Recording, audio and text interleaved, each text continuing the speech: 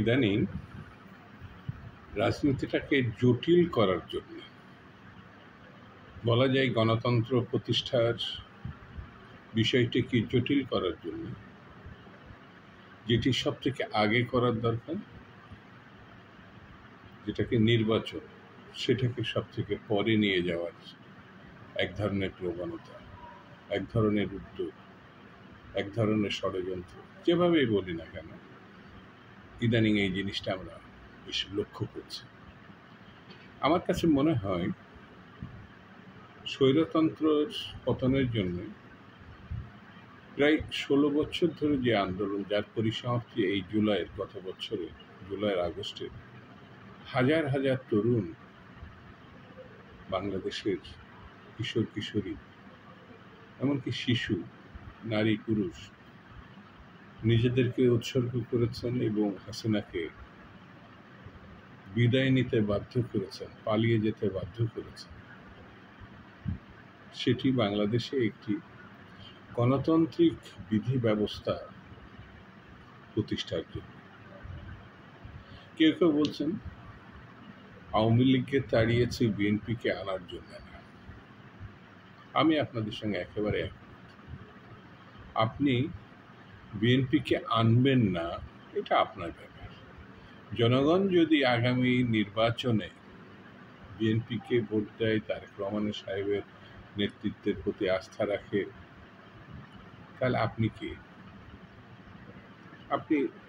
আপনাকে আনতে হবে না তো। আপনি আপনার রাজনীতিটাকে প্রতিষ্ঠা করার জন্য চেষ্টা করবেন, ভোটে দাঁড়াবেন, মার্কায় ভোট যাবে। কিন্তু এই কথা আপনার বলা ঠিক না। বিএনপি আনার জন্য আওয়ামী লীগকে দাঁড়ায়নি। আপনি দাঁড়ানোর কে?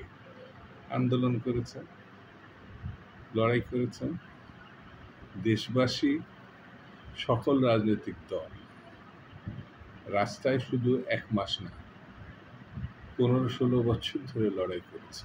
বিএনপির প্রায় 5,000 নেতা কর্মী শহীদ হয়েছে, হাজার হাজার না, লক্ষ লক্ষ মামলা তাদের বিরুদ্ধে, প্রায় 50 লাখ তারা আসামি। আর আপনি বলে দিলেন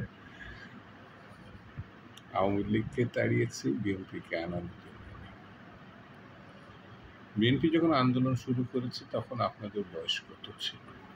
এই প্রশ্ন যদি করি আপনারা ক্ষুব্ধ হবেন, রাগ করবেন, কষ্ট পাবেন।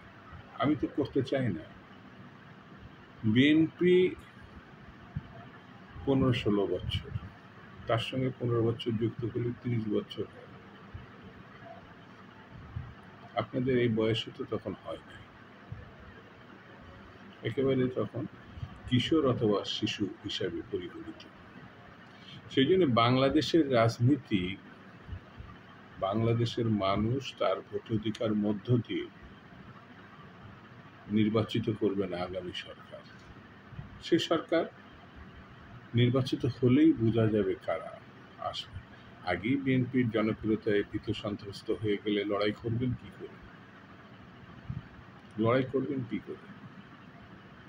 রাজনীতি, সংগঠন, মানুষের সেন্টিমেন্ট, দেশের অবস্থা, জাতীয় এবং আন্তর্জাতিক রাজনৈতিক পরিস্থিতি, এগুলো বিশ্লেষণ করতে হবে।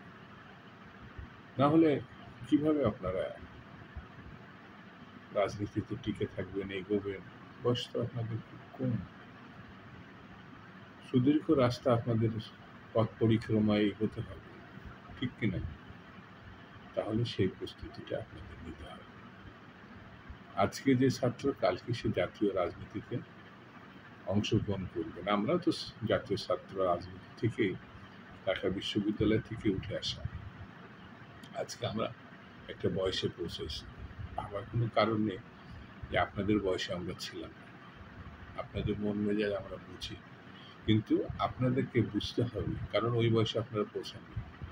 আপনাদের বয়সের পরে যারা, অর্থাৎ সিনিয়র, তারা কি চাচ্ছে? তরুণ এবং বয়স্ক মিলেই তো বাংলাদেশ, নাকি? সেই জন্য আমার কাছে মনে হয় বাংলাদেশটাকে আমরা গুরুত্ব দিব। বাংলাদেশের অর্থনীতি, রাজনীতি, সামাজিক প্রগতি, মানুষ না হলে ভুল হয়ে যাবে। এটাই আমার কাছে মনে হয়। সেই ভুলটা করা আমাদের ঠিক হবে না।